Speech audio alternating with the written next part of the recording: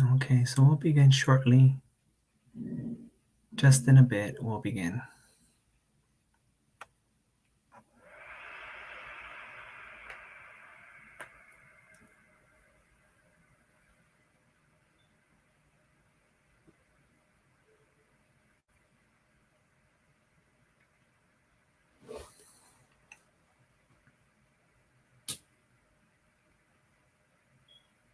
Okay, let's go ahead and begin.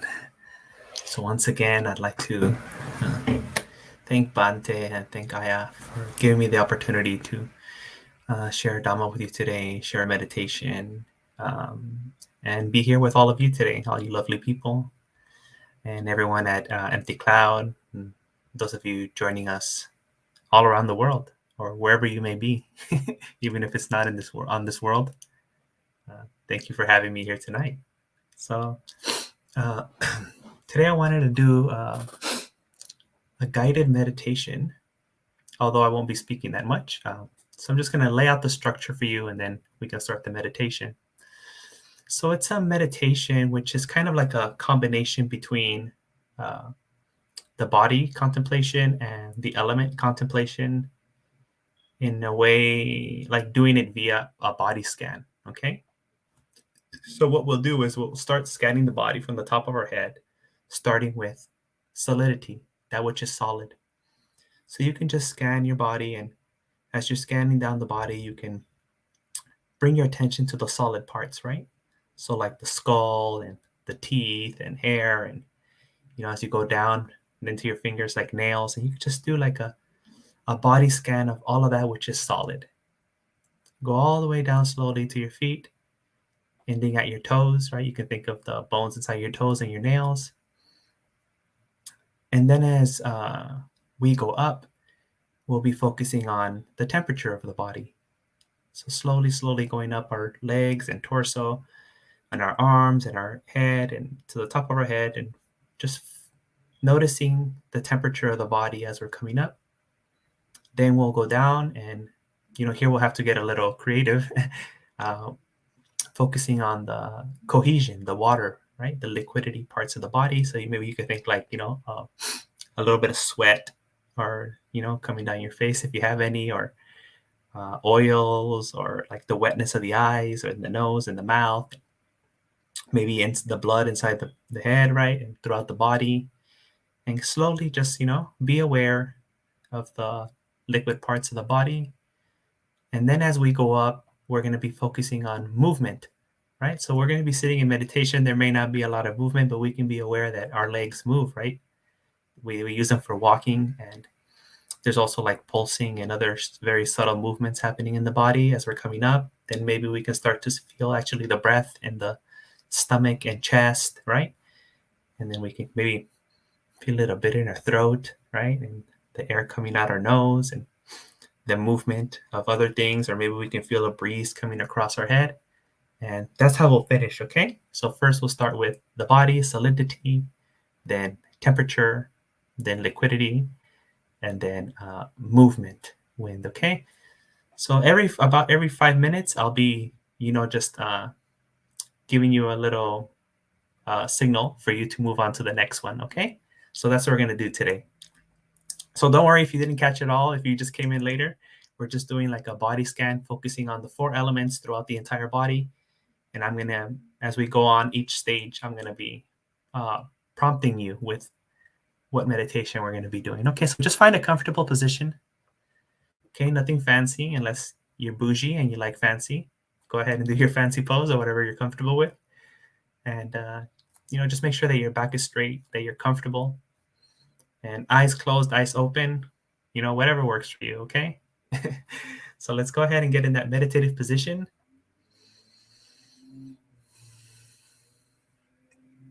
And we can begin by withdrawing our attention from the external environment and redirecting our attention to the body, directing our attention to the top of the head, and becoming aware of the element of solidity in this body, So you may want to start off with your head hair or your skull. And for the next couple minutes, just slowly, slowly scan down your body and become aware of those solid parts of the body: hairs, bones, nails, etc. So go ahead and slowly scan your body for the next couple minutes until I prompt you for the next elemental body scan.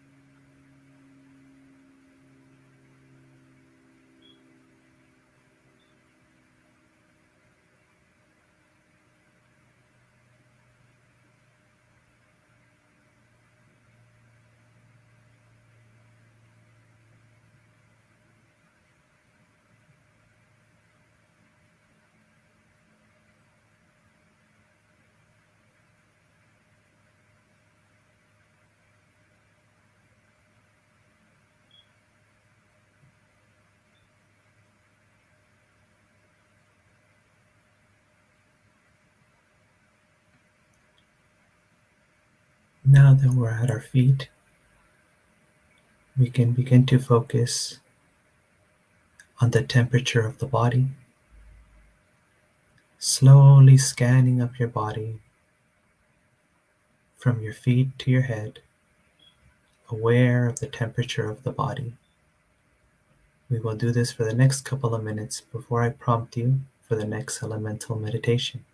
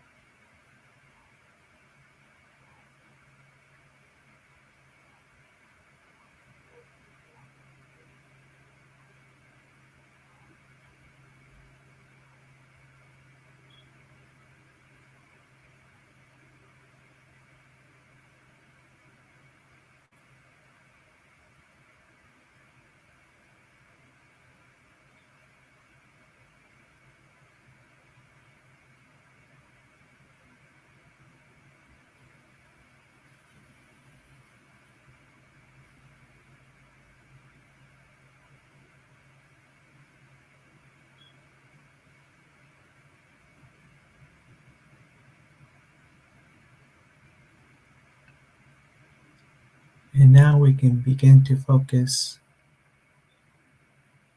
on the element of cohesion, liquidity found in this body, starting from the top of our head and slowly, slowly scanning the body as we go down the body, becoming aware of the element of cohesion, liquidity throughout this body. We will do this for a couple minutes before I prompt you for the next meditation.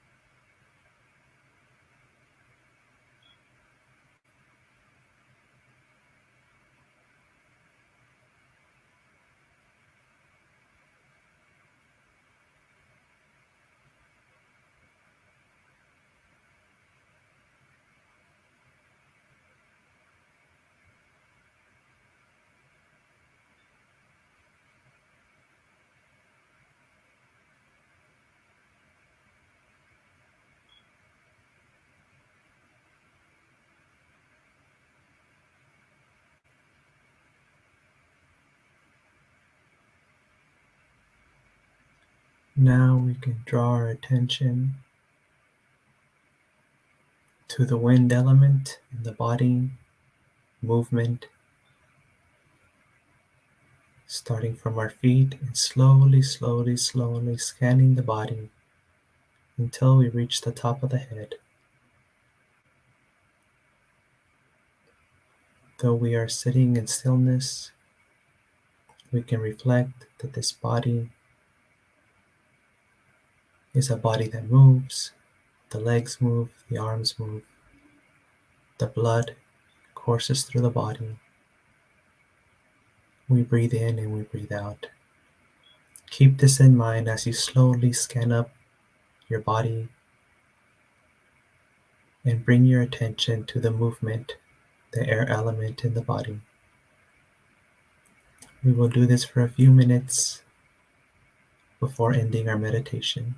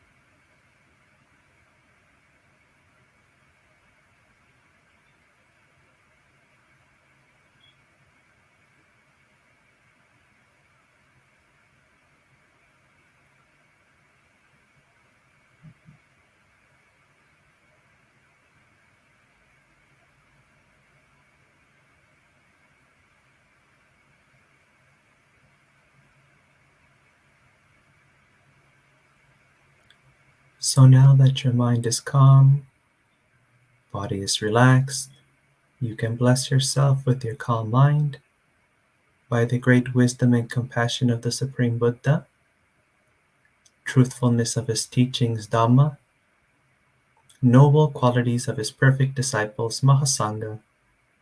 May you be well, happy, comfortable, and peaceful.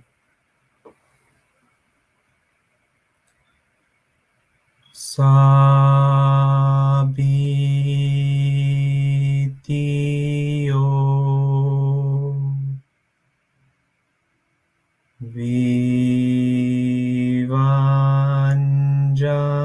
Vivanjantu Sabero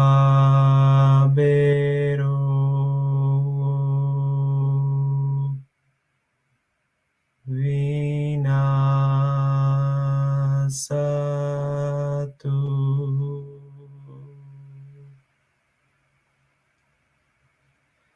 Mate Bhavantwanterayo Sukhi Digayuko Bhava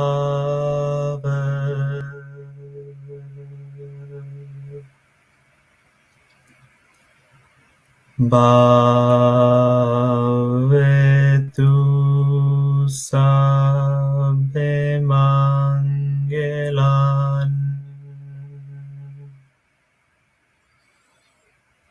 Rakantu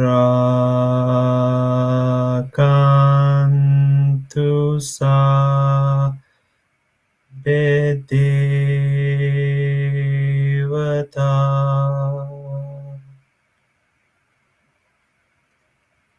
Sabbe Buddha Nubhavena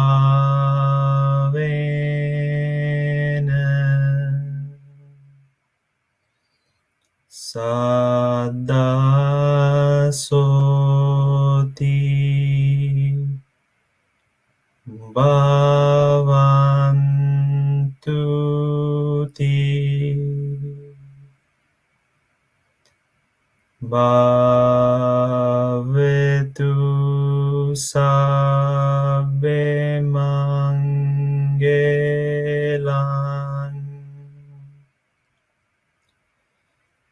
Rakantu Sabbe Devata Sabbe Dhammanubhavena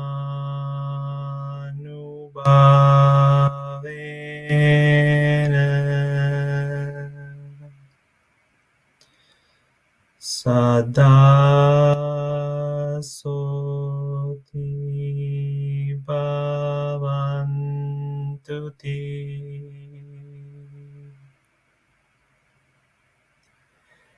Bhavetu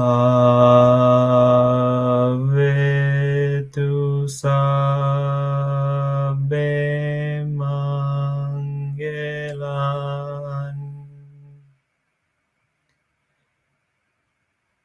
Rakantu Sabbe Devata Sabbe Sangha Anubhavena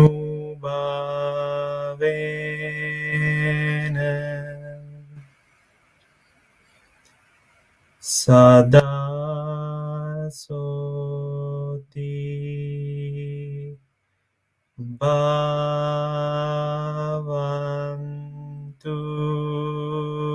Ti.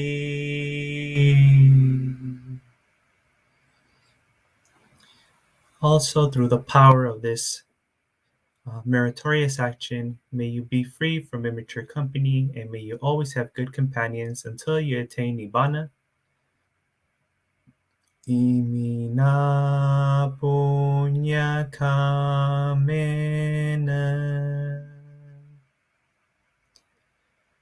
mame bala samagamo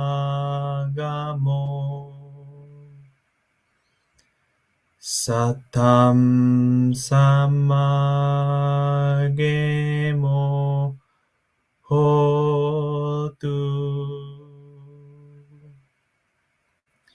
Yaveni Bana Patiya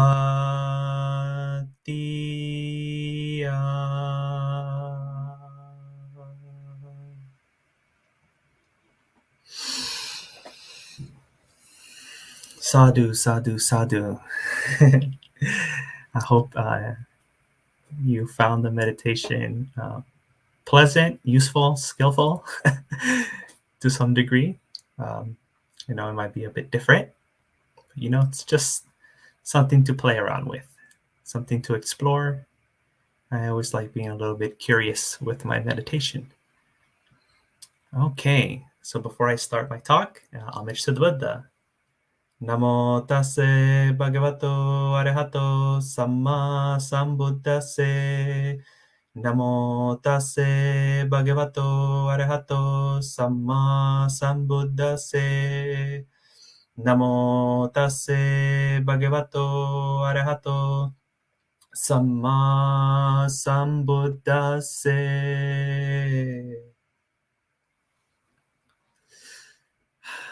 So I didn't prepare anything for today. I just kind of had a theme in mind that came to me like a couple hours ago.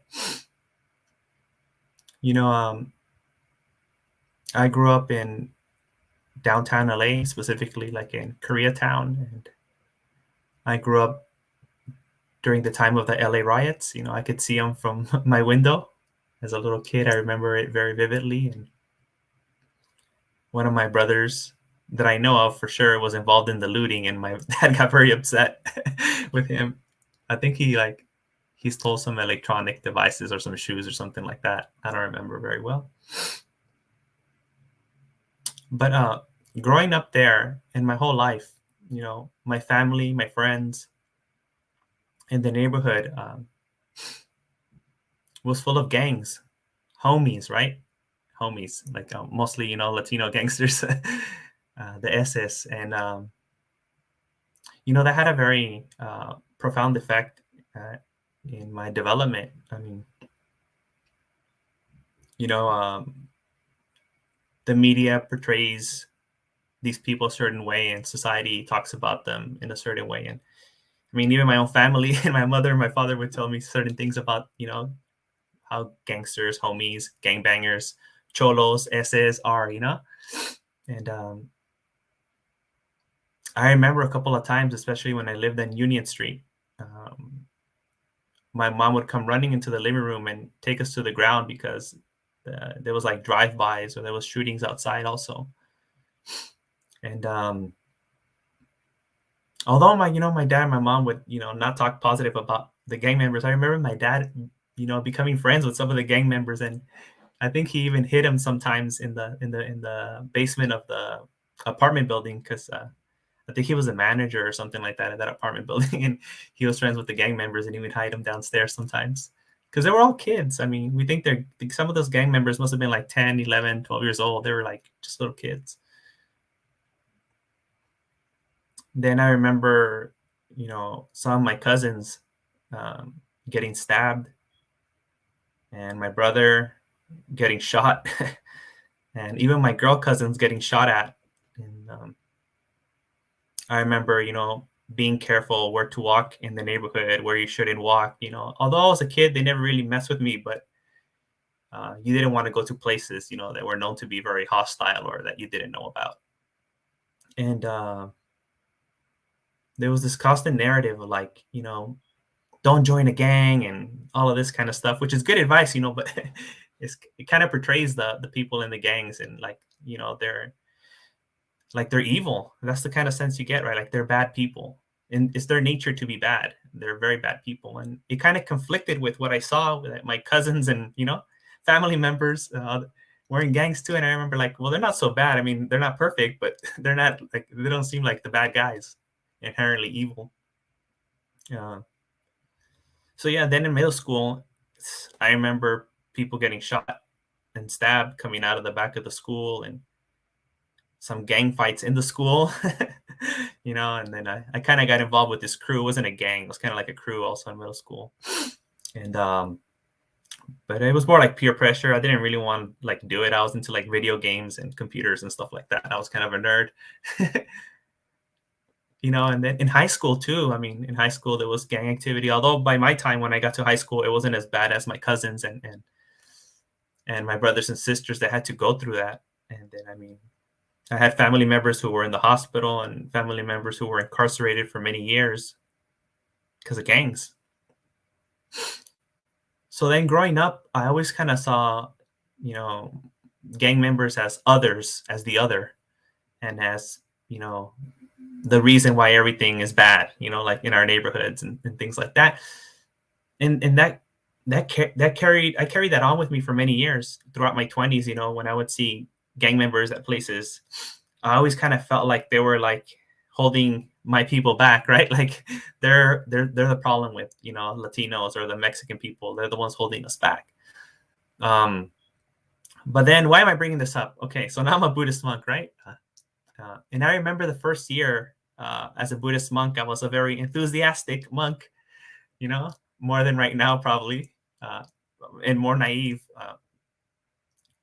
So here in North Hollywood, there's gangs. It's not like the worst place for gangs, but there's gangs here. And I remember telling my abbot, my teacher, Bhante, I want to go on Pindapata. And he's like, like once a week in Thai town in Hollywood, you can go Pindapata where everything's organized, And I was like, no, I just kind of like want to go on the streets here. And he's like, well, I don't think you're gonna get much food, And I was like, no, it's not about the food. I just want to do it, and whatever happens, happens. And then he's like, well, it might not be safe. And I was like, Bante, I grew up here. This is my hood. This is my neighborhood, and whatever. I know it well. I feel comfortable.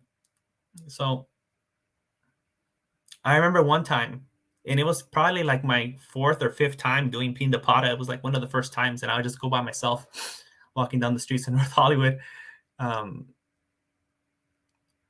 And when I was walking down the street, there was this homie, like typical stereotyped gang member, Hispanic gang member that you see in the movies, with the white shirt and like the Dickies or Band Davis, like work pants and, like either Cortez or some Nikes on, the white ones, and tied it up, looking mean with a haircut and everything, just so stereotypical. And we're the only ones on the sidewalk walking towards each other. And he just looks angry. He looks upset. He's like mad dogging me too. He just like locked on me, and he's just coming towards me. And when I do Pindapata, I don't really look straight. I kind of look down, but I could feel the gaze, right? When someone's staring at you, and I could feel his demeanor. I could feel his energy. Very intense, very, very intense. So finally we got face to face, and this sidewalk is very narrow, because some places here in North Hollywood, there isn't even like sidewalks when you go into the residential area.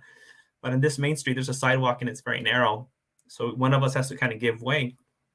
So I was going to try to find a way to give way. And he doesn't let me. He blocks my way. So then I have to look at him. And he goes, hey, homie, you're some sort of priest, right? And I was like, yeah, something like that. And he's just looking at me, like trying to measure me up or something like that. And then his face just completely changes. His face just drops. Like it just drops from being this intense face to this very hollow, empty, like sad face. And he said something like, life is hard.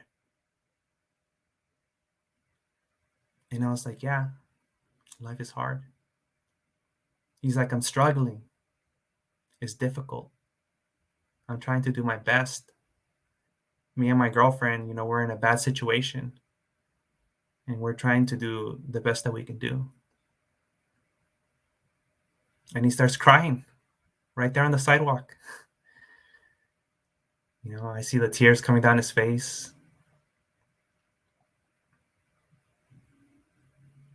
He wanted someone to help him.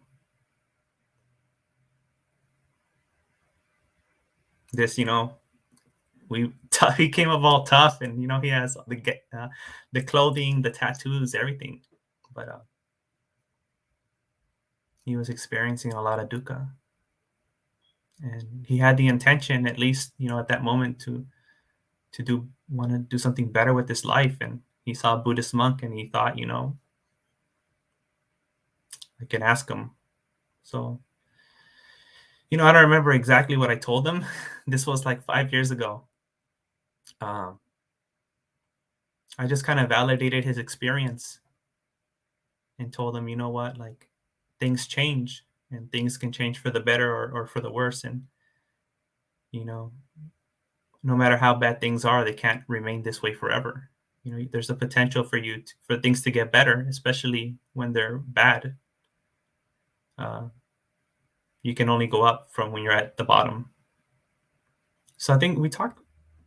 It seemed like a long time because it was very emotional. It was a very intimate talk, but it couldn't have been more than 10 minutes that we're just talking there. But then I started thinking that after we finished our talking, he went on his way. It really broke that I was delusional, right? I had to some degree, I had some delusion about in my mind how I would categorize these type of people, and what society told me and what my family told me, and all these stories about these type of people, that they're not real people or they're evil people or whatever, right? That whole narrative just disappeared at that moment. It's not true. And I knew it wasn't true, like if you think about it, it's not true, but you get programmed to see people that way, right? And then whatever they do, you kind of try to fit it into your model of what you think about them, right? So that was like, um, a very, powerful experience for me in robes. I don't think that would have happened if I wasn't in robes. That was a very unique experience to being in robes. And I tell this story, quite often because it really made a powerful impact on me. Then about 2 years after that, here at this temple, South China Buddhist Center, there was some people that came in the evening to talk to the monks because I think there was some sort of event we were going to have that week. I don't remember exactly what was going on. But I was in my room. I was upstairs because downstairs people were talking and preparing for whatever they were going to do. And I hear a helicopter, right? This is LA. You hear helicopters all the time, right? Like if you're in New York, like wherever, any big city, there's helicopters, right?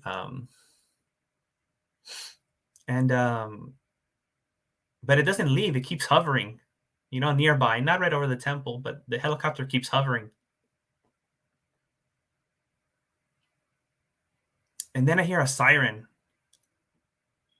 coming in this direction. And for some reason, I don't know, for some reason, I thought I need to go outside.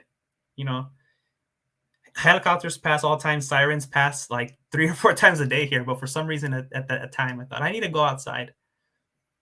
So I went downstairs and the doors open into the shrine room from the outside. People can walk straight in from the street into our like driveway and then come into our shrine room if the doors open. And the Sri Lankan people were outside the door next to the Buddha. So we have like a little courtyard area in front where people do pujas and stuff like that. And when I go outside, I see this young Latino woman run into the temple, right? Not inside the building, but into the property. And I was like, okay, that's a little weird. And then about a minute later, I see this homie again, like this Latino gang member, typical, also with the white shirt and the Dickies or Van Davis pants, and like just so stereotypical, walking really fast towards the temple too. So at that time, I kind of knew what was going on. So I told all the Sri Lankan people to get inside the temple. And they're just, they're there for puja. They don't know what's going on. It's just like a monk telling them, get inside now. And they're like looking around and I'm like, get inside now. I had to be a little stronger. I had to use my military voice. And they were kind of shocked. They didn't know, but they followed what I said and they went inside. I went inside too. I locked the door. And then both this girl and this guy are like, I can see them. They're like sweating. They're nervous. They're looking around. I hear the helicopter. The sirens are there. More police have showed up down the street. It doesn't take a genius or anyone with psychic powers to figure out what's going on. And the people inside the temple, they were nervous, right? They're like, what's going on, Bhante? I was like, don't worry. Just wait. So then after a couple of minutes, they left, the gang member and the girl. I'm not sure if she was a gang member because she didn't look stereotypical. Um, and then the Sri Lankan people said, like, what happened? I was like, oh, no, nothing. I just wanted to make sure. I just felt like something was going on. So I wanted to make sure everyone was safe. But then a thought came to my mind. Like these people, right? This gangster and this girl, they're not Buddhist. I've never seen them around here. They're from the neighborhood, but they're not Buddhist. And then I thought they were trying to get away from the cops, right? So in a very dire situation, in a very dangerous situation for them, in crisis, in a situation of crisis, what came to their mind? What did they think? Oh, I know where I'll be safe. I'll be safe at the Buddhist temple. I found that like such a powerful message. I know it's just a story in my head that I made about the situation, but if they in that situation when they felt like their life's in danger and they're looking for a safe place, for them to think that the Buddhist temple, the neighborhood Buddhist temple, is a safe place, it really touched my heart. They didn't think I'll go to my parents' house or to the other homie's house, right? The other gangbanger friends or whatever. There's so many places to go around here to hide. They thought to themselves, the safest place in this neighborhood for me right now is the vihara. Even these type of people, right? The people we consider outcasts or bad people, they know what's good, right? They're not totally evil. They appreciate goodness too.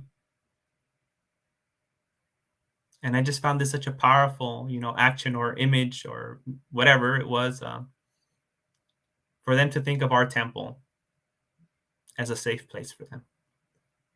When everyone else in society, hates them or they're unwanted, pushes them away, they think, oh, the Buddhist temple will accept me.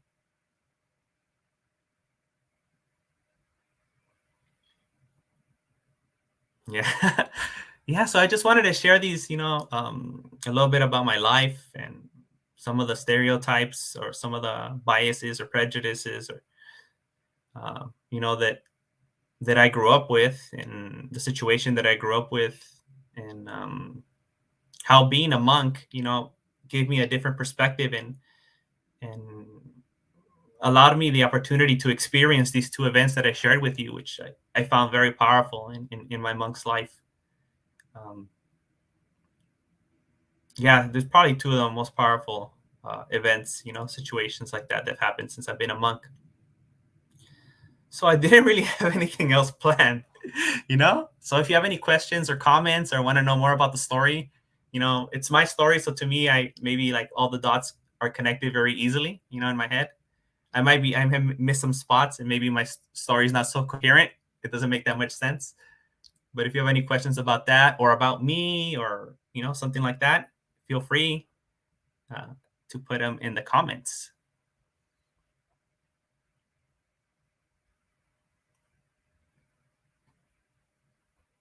I see a lot of Anjalis.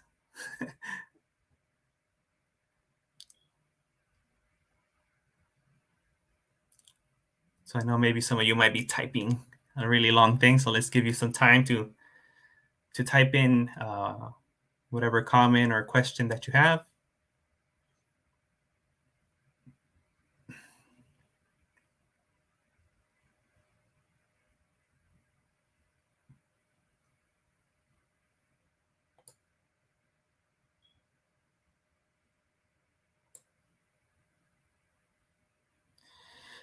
Amaranta Arcadia Castillo Gomez. Nice to see you again. How do you find that Buddhism is going to be, or wait, how do you find? I don't know. I don't know how you. That's a very deep question. That's a very deep question. I don't know. I guess it's like falling in love because that's the only other kind of like thing that I know, right? Like, how do you know that you love someone? I mean, it's not a rational thing, right? It's not like they have a checklist for I love someone and all those things fit in, right? Uh, it's just something that you feel. I don't know else to explain it, but yeah. So I guess that's the answer for that. Yeah, you just have to experience for yourself, and then you'll know that if it's your way or not. Kelly Clark, very powerful. Thank you for sharing. Thank you, thank you. How did I find Buddhism? Um, Actually, in high school, I went to a bookstore and I found the book. It was like one of the bestsellers or whatever they were trying to sell back at I think Borders bookstore when those things were a thing. Uh, Called "The Joy of Living and Dying in Peace" by His Holiness the Dalai Lama, and I was like, the joy of living, yes. The joy of dying, like no, dying cannot be joyful. No one wants to die. And so I read it, and it was like an introduction to Buddhism, like the Noble Eightfold Path, Four Noble Truths, and some of his own uh, ideas, and it was very powerful for me. And at that time, I grew up in the LA area. I was very near. I was right next to Thai Town. Hollywood High School is right next to Thai Town. There was a lot of Thai kids. They were also Buddhist, and then my high school sweetheart, she was also Buddhist. She was a Vietnamese Buddhist. So Buddhism was there in high school. And then after high school, I went to go visit like a Thai temple, and I read some Buddhist books. But it wasn't until like I was 26 and I started watching Ajahn Brahmavanso's Dhamma talks online for like 2 years straight, like all the time, and watching the same talks over and over and over again. Back then, when video quality was very poor, it was like pixelated videos that you would watch of Ajahn Brahm. And then 2 years after that, I went into Google and I looked up my local Buddhist temple, which is this one. And then I showed up here. Yeah. So that's the very short, abridged version of how did I find Buddhism. Lochana, I hope I'm saying that right. I'm sorry. What age did you become a Buddhist monk? At 30 years old, I took the papaja, the lower ordination, the samanera ordination. And that was 6 years ago. Do you see Malcolm from California? Do you see, or are you able to see how the stereotype that we have our people is a form of dukkha in that it keeps? Yes, definitely. Yeah, yeah. Our bad views of people or unwholesome perspectives that we have on people is definitely a source of suffering for the reason that you stated. It disconnects us, right? It makes people into others.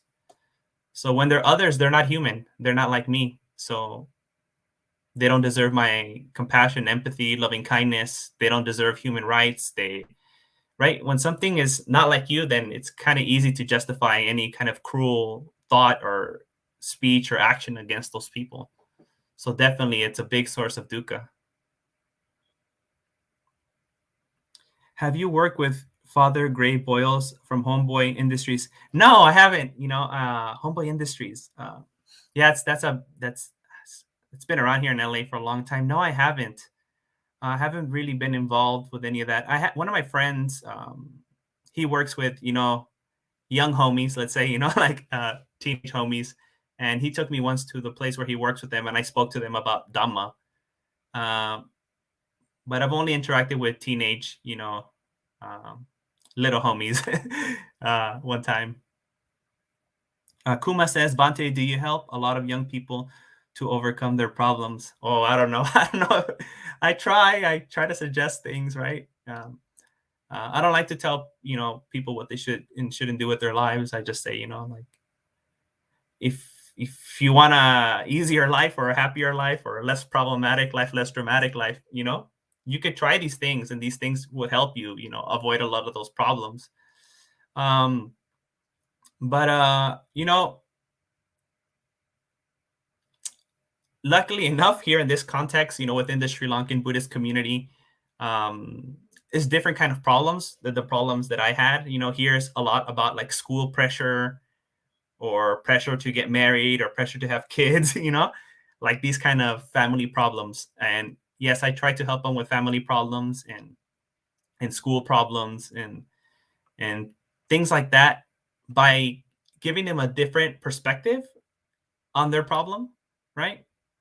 Seeing it a different way instead of seeing it like as this big thing that can never be overcome or as something that they have to go in this direction. I try to give them a different direction, or I try to contextualize whatever's happening in their life.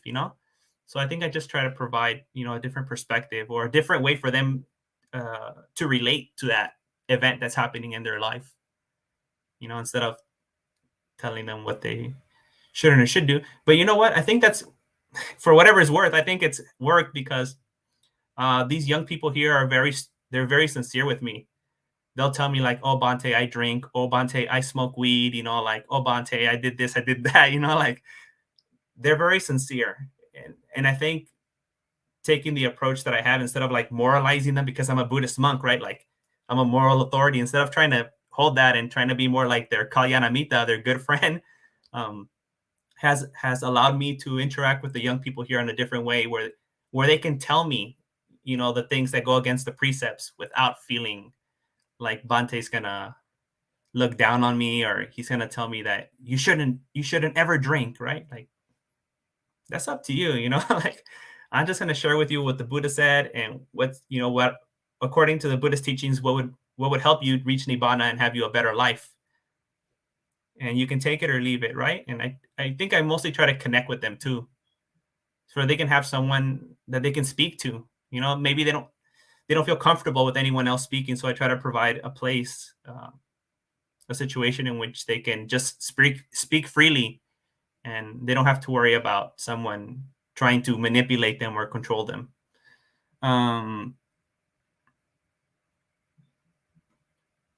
Bhavani, how do you take care of my how to take care of my sick cat, Sangamitra? She can't tolerate if I pity her. She will bite me. I am scared of injections. Oh, I grew up with a lot of cats, but I haven't had cats for like 15 years. And there's some cats outside the temple. I mean, you just got to do the best that you can do. And that's it. I mean, yeah, cats, people, whatever, we just do what we can do. We can't force goodness upon anyone else, even if it's for their own good. They'll resent us for it, so we just try to do whatever we can do to the best of our abilities, and open to that person or that creature, opening up more in the future to us and helping us help them. Yeah, that's all I got. Sorry.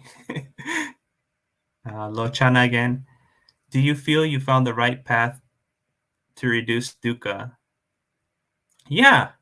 I mean, that's what Buddhism is all about, right? The overcoming of dukkha, grief, lamentation, sorrow, all the bad things that we don't want to experience.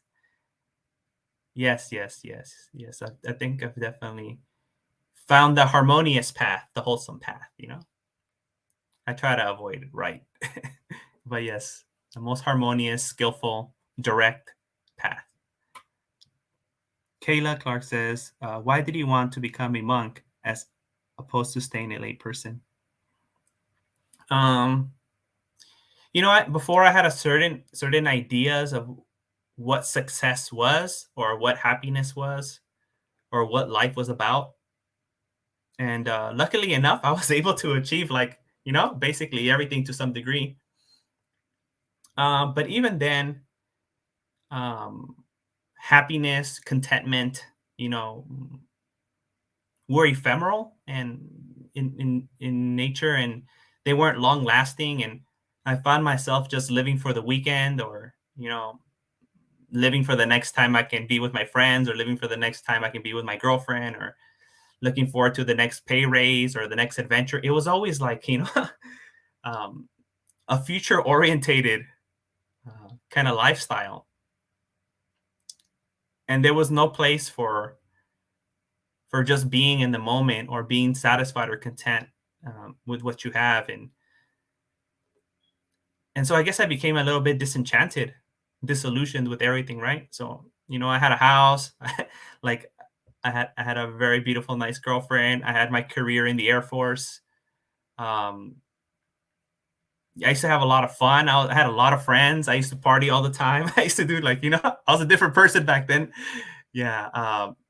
Um, so I have no complaints, really. I can't really complain about um, my life before a monk. Uh, I think I was very blessed, and I was enjoying my life. I was living my best life. But even then, uh, I found these gaps of like emptiness, loneliness, unsatisfactoriness. And so I wanted to find something else. And by practicing the Dhamma, I found, that contentment, that satisfaction that doesn't depend on external things or on an emotion or anything like that. So then I was like, yeah, it's time for me to go full time Buddhist. And for me, that was to become a monk. How do you practice patience? Oh, so, patience is really something that you just have to do. Like, it's kind of thing that you fake it till you make it. So, it's non-reactive. You can practice non-reactivity, right? So like, just practice not speaking, not doing something, sitting still, or not doing anything like that. So if someone says something that triggers you and makes you upset or makes you sad or anything, um, then just don't say anything.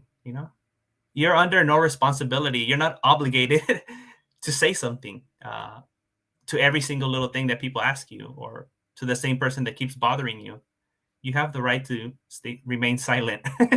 Right? You have the right to remain silent, because we're talking about gangs today. Yeah, and you have the right to refuse to interact with people, and you have all these, inherent rights. And sometimes we forget that, and we think that I have to do something, I have to say something, like, but you don't. Maybe your ego will get bruised a bit, and maybe other people will think less of you, but people will think less of you anyways, and our ego always gets bruised. So what? That's just part of life. The way I learned how to practice patience was with pain. So when I first started meditating, I felt a lot of pain in my legs. I was very stiff. I couldn't meditate. And I just practiced non-reactivity, not reacting to that pain. And then that translated into not reacting to my emotions. And then that translated into not reacting into my thoughts. Right? So then there was a gradual reduction of reactivity to experiences, but first started with pain. And that's what I found useful. So I just learned to tolerate the pain.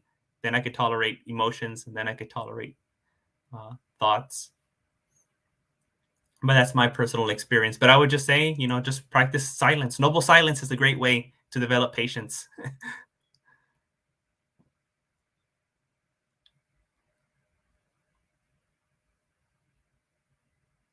Yeah, and what you're feeling is totally valid. It's totally normal. Um, you know, um, One thing that I think sometimes we confuse patience with is like with being macho, right? Like I have to be a tough guy, like ascetic practice of, like fighting with the pain. But that's not the way I practice it. I practice it by just like surrendering to the pain, uh, accepting it instead of fighting it, which is difficult because pain is not a good thing. You want to push it away. So maybe you would like, I don't know if you probably know about MBSR, right? Mindfulness based stress reduction, which specifically developed to deal with people with chronic pain, to help people with chronic pain issues.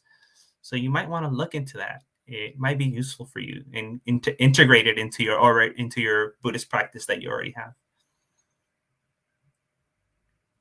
have. Jens, can you talk more about the safety, the refuge the Triple Gem can provide? As the couple sought refuge at the temple, how the Triple Gem becomes a source of safety.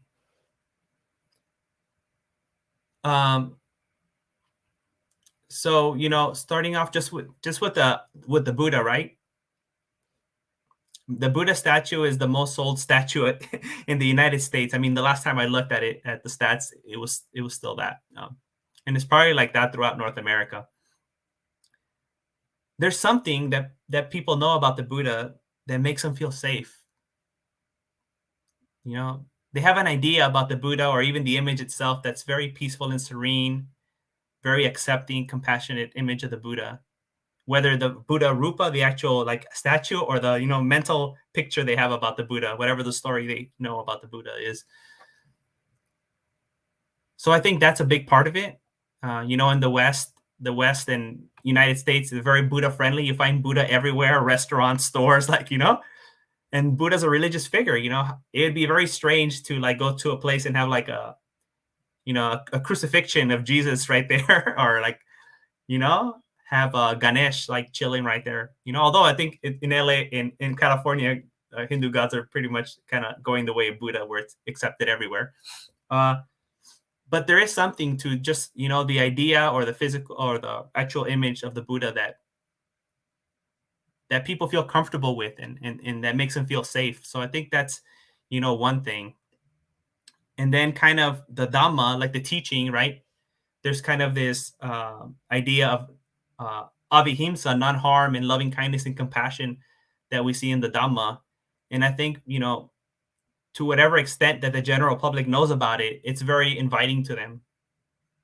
So I think that's also another, the teachings of not only the Buddha himself, but the teachings of the Buddha are something that people feel very comfortable with and inviting. And then the Sangha, which are, the Sangha of bhikkhus and bhikkhunis, and also we can say upasikas and upasikas. There's this image of the Buddhist monk, right? And Buddhist people, the ideal ones. And I think that ideal image of what Buddhist monks and nuns and Buddhist lay people are, it's also very warm and inviting. And I think, that's what provides Buddhism with a very unique position around the world, especially in the West. And, to some extent, I think that's what this couple that came to the Vihara here had in mind, right? They had some idea about what the Buddha, the Dhamma, and the Sangha and the Buddhist temple's about. And that idea was something of refuge, a place of acceptance and compassion, a safe place.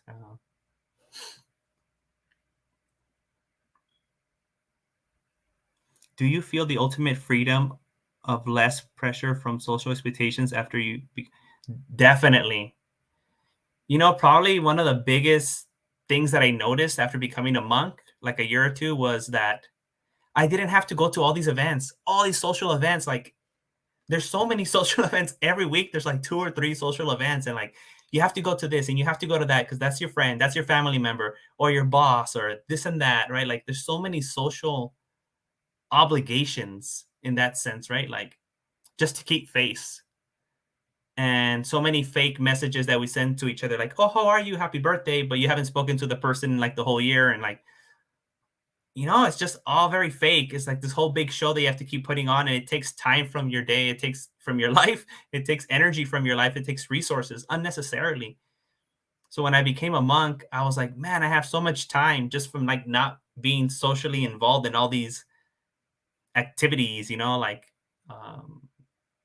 just to, whatever, keep up the facade that everything's all right, or that we like each other, or that we're family, or whatever, whatever it is. There is a lot of freedom from that. And I think that's the biggest part. Even to this day, I still notice it a lot. Mm-hmm. Alex, yes, I was in Iraq and I was in Afghanistan twice. So Enduring Freedom and Operation Iraqi Freedom, both of them. What did you gain from your expectations in the Air Force? A lot of discipline, leadership. I think I learned, how to be a leader. I think that's something, that you don't get really anywhere else.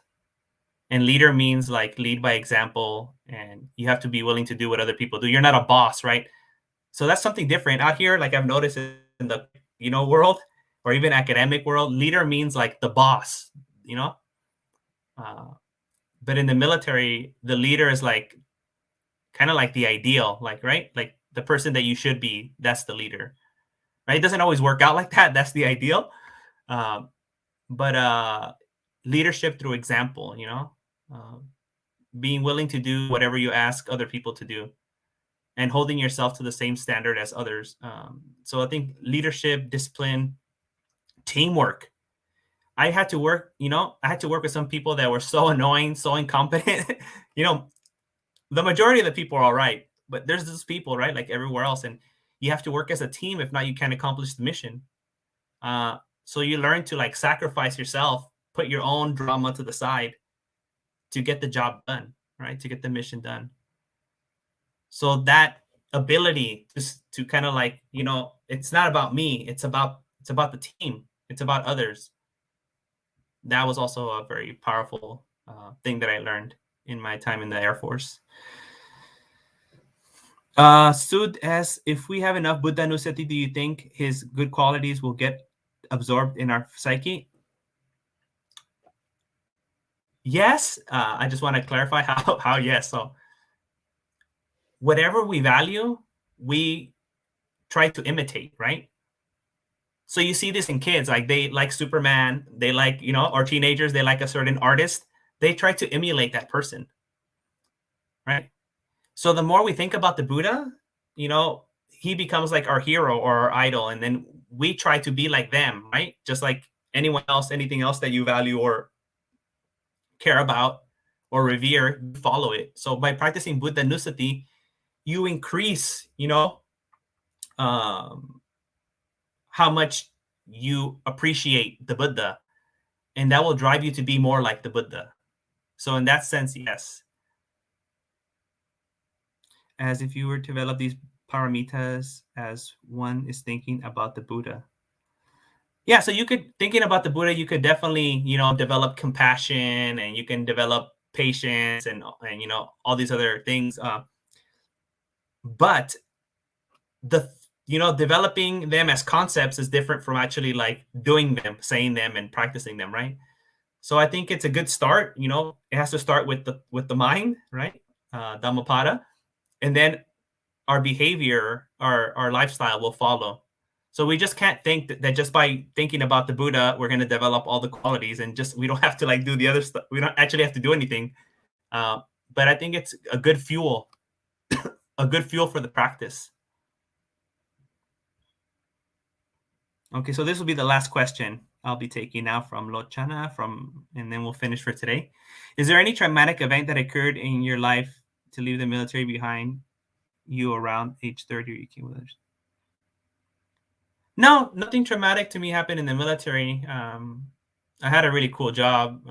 Well, not in the beginning, but I ended up having a really cool job at the end. It was a very technical job. I was a technician and mostly in an office my last couple of years in the military. And all my friends, my close friends, and the people in my team at that time were like great people, awesome people. Some of my best friends I've had in this life, and they were there for me many times. And we had so many great times when we were on leave, going on vacations to, different parts of the world and stuff like that. No, in the military, I mean, there was difficult situations. Like I remember in one of my deployments, I probably carried over like 10 bodies of fallen heroes. There was a big attack that happened when I was there, and it was an inside attack too. And it's like it was like a mass shooting, right? Inside the base and in one of the bases, and they ran out of coffins. So then we started putting them in frozen body bags, and we have to do these ceremonies where we carry them. But the funerary services, there was only like 2 people working per shift, so there isn't enough. 2 people can't carry a body in a casket or frozen. They're super heavy. And so then we'd have to go out there because one of my jobs was signature service.